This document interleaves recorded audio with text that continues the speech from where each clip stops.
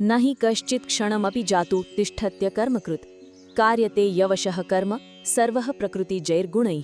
अर्थात निश्चय ही कोई भी मनुष्य किसी भी काल में क्षण मात्र भी बिना कर्म किए नहीं रह सकता, क्योंकि संपूर्ण प्राणी समुदाय प्रकृति से उत्पन्न हुए गुणों द्वारा विवश होकर कर्म करता है। यह श्लोक कर्म के अकाट्य नियम का वर्णन करता है। पहला, कर्म की अनिवार्यता। नहीं कश्चित् क्षणमपि जातु तिष्ठत्य कर्मकृत। कृष्ण एक सार्वभौमिक सत्य बताते हैं कि कोई भी व्यक्ति एक पल के लिए की भी पूरी तरह से कर्म रहित नहीं हो सकता।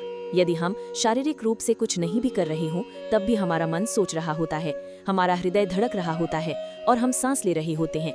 ये सब भी कर्म है। अकर्म कर्म ना करना एक असंभव अवस्था है। दूसरा, कर्म का कारण।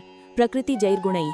तो हमें कर्म करने के लिए कौन विवश करता है? कृष्ण इसका कारण बताते हैं। प्रकृति से उत्पन्न हुए गुण सत्व, रज, तम। प्रत्येक जीवित प्राणी इन तीन गुणों के प्रभाव में है। ये गुण ही हमें अलग अलग प्रकार के कर्म करने के लिए प्रेरित और विवश करते हैं।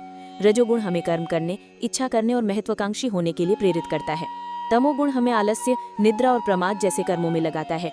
सत्वगुण हमें ज्ञान, शांति और अच्छे कर्मों की ओर प्रेरित करता है। तीसरा, विवशता, अवशः। हम अपनी इच्छा के विरुद्ध भी इन गुणों से कर्म करने के लिए विवश हैं। अवशः, हम ये नहीं कह सकते कि आज मैं सांस नहीं लूंगा या मेरा मन आज कुछ नहीं सोचेगा। ये हमारी प्रकृति में ही निहित है। श्लोक का सार, चूंकि कर्म करना अनिवार्य है और उससे बचा नहीं जा सकता, इसलिए कर्म छोड़ने का विचार ही मूर्खतापूर्ण है। बुद्धिमानी कर्म छोड़ने में नहीं, बल्कि यह सीखने में है कि कर्मों को इस प्रकार कैसे किया जाए कि वो हमें बांधे नहीं। यह कर्म योग की आवश्यकता को और भी दृढ़ता से स्थापित करता है।